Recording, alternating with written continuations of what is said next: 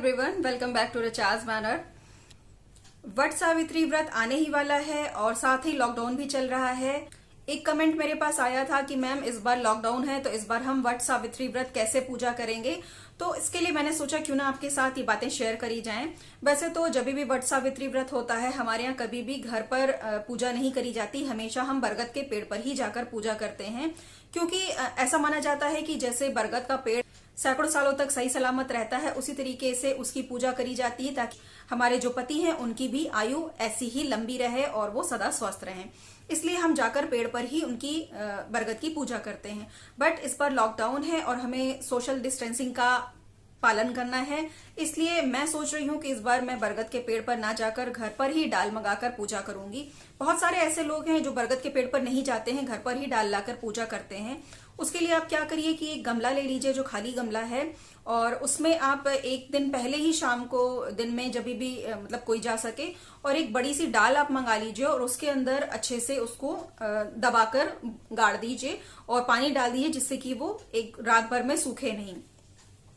और ऐसी मतलब डाल हो जिसमें अच्छे से पत्ते निकले हों और थोड़े बहुत जो उसके फल आते हैं वो भी लगे हुए हों, तो इससे आप प्रॉपर उसका मानकर चल सकते हो। बट अगर डाल लाना भी पॉसिबल नहीं हो रहा है तो आप सिंपल एक प्लेन पेपर के ऊपर उसका चित्र बना सकते हो। वैसे तो अगर आप चाहें तो ऑनलाइन भी बरगद के पेड़ की फोटो निकलवा सकते हैं, बट अगर शॉप्स खुली होंगी तो ही निकल पाएंगी, वरना आप घर में भी इसको आसानी से बना सकते हो। इसकी ड्राइंग मैं आपको दिखा रही हूँ, इस तरीके से आप घर में बना सकते हो कि इसमें आपको लगे कि ये बरगद का ही पेड़ है। जैसे कि हम नॉर्मल भगवान जी की जो भी अपने इष्ट देव की पूजा करते हैं तो वो चित्र देखकर ही करते हैं, उसी पर करते हैं, उसी तरीके से हम बरगद के पेड़ का चित्र बनाकर भी उसकी पूजा कर सकते हैं। तो ये मैंने घर में ही बनाया है। अगर आपको जो है जानना है किस तरीके से बनता है तो मैं अभी यहाँ पर वीडियो लंबा नहीं कर रही हूँ, मैं वीडियो के लास्ट में ड्राइंग की क्लिपिंग ऐड कर दूंगी, तो आप उसको देख के बना सकते हो। देखिए, टाइम जो भी होता है उसके हिसाब से हमें काम करना होता है। पूजा भी जरूरी है और सोशल डिस्टेंसिंग भी जरूरी है। अगर हम वहां जाकर पूजा करेंगे और बहुत सारे लोग एक साथ आ जाएंगे तो ये समय सही नहीं है। तो हम इसी तरीके से इस बार पूजा को कर सकते हैं। बाकी पूजा की तैयारी क्या करनी है वो मैं आपको आगे बताती हूँ। तो मैं जो तरीका बताने जा रही हूँ ये हमारे यूपी स्टाइल में इस तरीके से होता है, जो लखनऊ साइड में होता है। तो अगर आप उस तरफ के हो और उस तरफ की पूजा करना चाहते हो, फर्स्ट टाइम कर रहे हो, आपको नहीं पता है कैसे करना है, तो आप इस तरीके से पूजा की तैयारी कर सकते हो। इस पूजा में मेन क्या क्या चीजें लगनी है वो मैं आपको आगे बताती हूँ। इसमें आपको सबसे पहले क्या करना है कि जो रात में आपको तैयारी करके रखनी है वो है जो काला वाला देशी चना होता है, उसको लेकर आपको भिगोकर रखना है। इस चने को हम कच्चा भी इस्तेमाल करेंगे और थोड़ा सा हम छौंक कर यानी पका हुआ भी इस्तेमाल करेंगे। तो ये हो गया। और रात में आपको क्या करना है, आपको अयपन भिगो के रखना है। अयपन क्या होता है कि आप थोड़ा सा चावल ले लीजिए और उसमें हल्दी को मिक्स करके और पानी में भिगोकर रख दीजिए, और सुबह आप इसको पीस लीजिए थोड़ा सा पानी डालकर, या जो भी पानी उसमें है उसी के साथ आप इसको पीस लीजिए। एक तो ये तरीका है। दूसरा ये तरीका है कि आप चावल को पीस कर पहले आटा बना लीजिए और उसके बाद हल्दी को उसमें मिक्स करके थोड़ा पानी डालकर इसको घोलकर और रख दीजिए। तो ये भी आसानी से बन जाता है, क्योंकि अगर हमें बहुत ज्यादा अयपन नहीं चाहिए तो अगर आप कम अमाउंट में चावल को भिगोकर रखते हो तो ये पिसने में थोड़ी दिक्कत होती है। बट चावल का आटा आप कितना भी लेकर उसको बनाओगे तो कम या ज्यादा आप आराम से उसको बना सकते हो। तो आपने अयपन बनाकर रख लिया।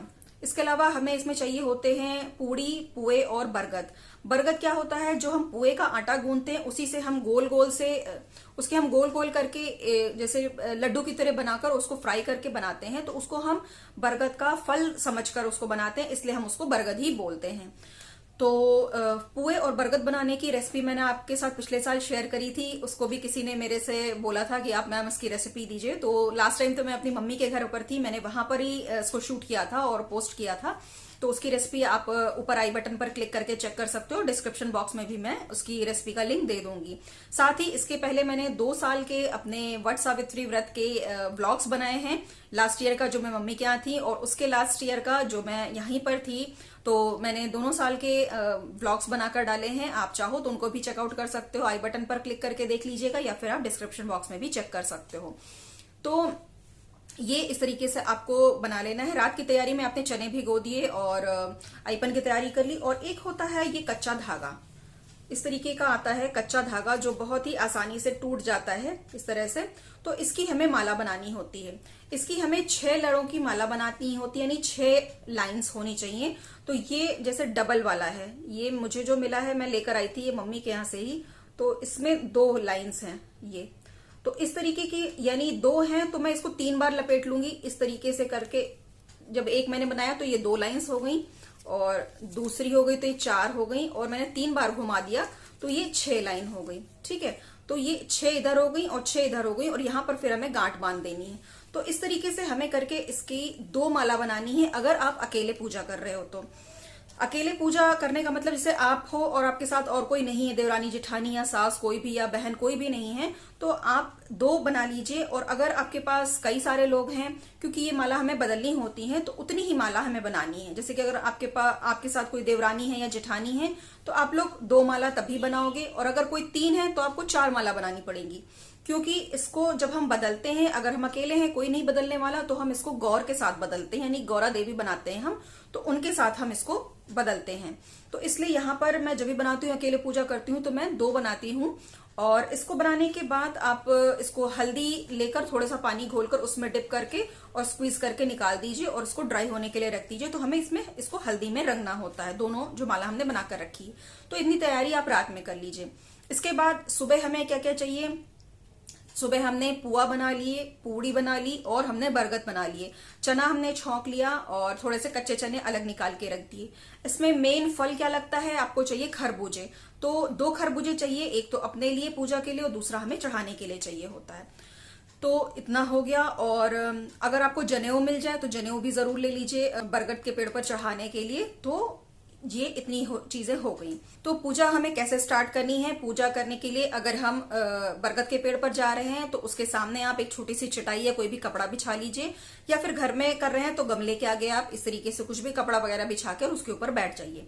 इसके बाद सबसे पहले पूजा स्टार्ट करने से पहले हमें क्या करना है कि हमें अपने कोछे में कुछ सामान लेना है। कोछा क्या होता है, कोछा जैसे कि आपने साड़ी पहनी है या तो इस तरीके से हमें इस पर बिछा लेना है एक कपड़ा, कोई भी हैंकी वगैरह। और इसके बाद इसके अंदर हमें रखनी है सबसे पहले 4 पूड़ियां, 2 पुए और 12 बरगद जो हमने बनाए हैं। साथ ही जो खरबूजा लिया है वो भी हम इसके अंदर रखेंगे।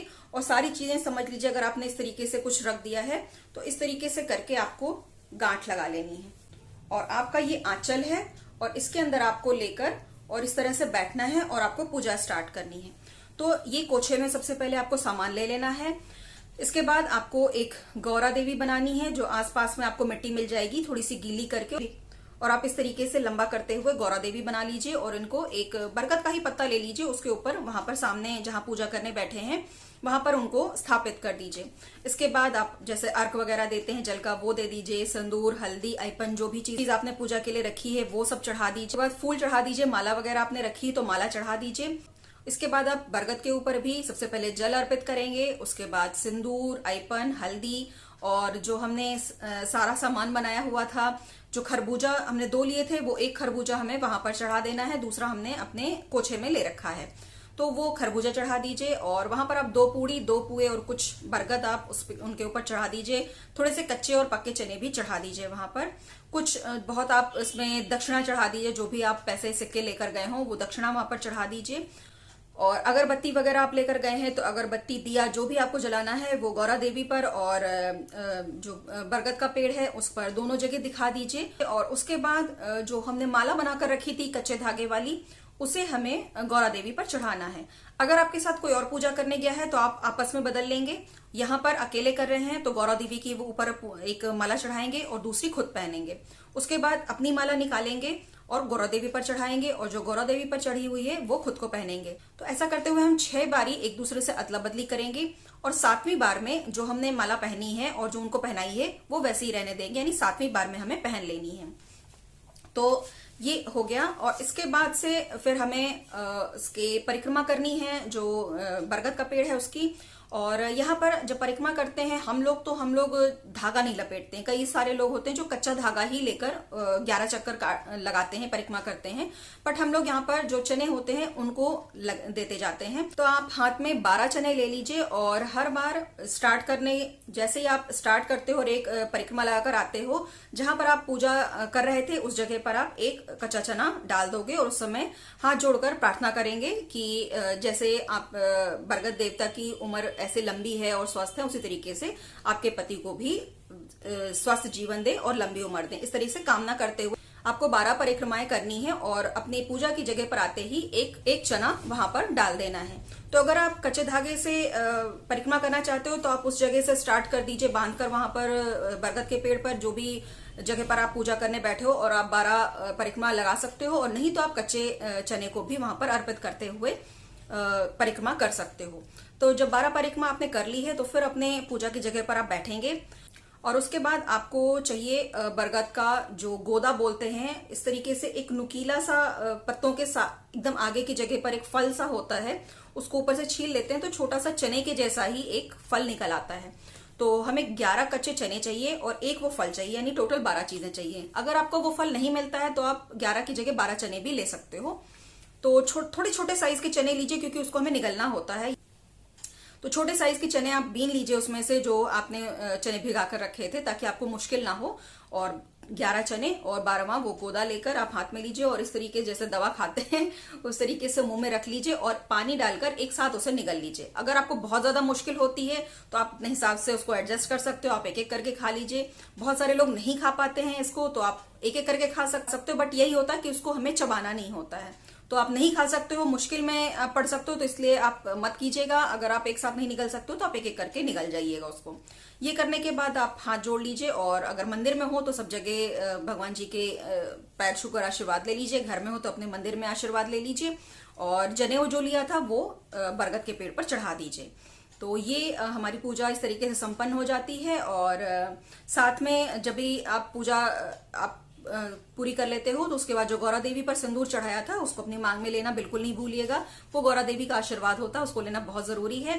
तो वो लेने के बाद आप वहां पर पूजा स्थान का पैर छूइए और तो वहां से आप उठ सकते हो। तो इस तरीके से हमें अपनी वट सावित्री की पूजा करनी होती है। तो ये रहा मेरा आज का वीडियो, जो मैंने स्पेशली पूजा कैसे करते हैं इसी पर बनाया है। पहले के वीडियोस पड़े हुए हैं जिसमें पूरी डिटेल तो नहीं है, बट हाँ मैंने तैयारी पूरी दिखाई है। इस वीडियो को देखने के बाद अगर आपको कुछ समझने में दिक्कत आ रही है तो आप वो वीडियोस देख सकते हो, जिससे कि आपको क्लियर हो जाएगा कि किस तरीके से हमें पूजा करनी है। एक चीज और बतानी है कि कुछ भी सुहाग का इस तरीके का व्रत होता है तो हम पैरों में महावर यानी आलता जरूर लगाते हैं, वो शुभ माना जाता है, उसको जरूर लगाइए।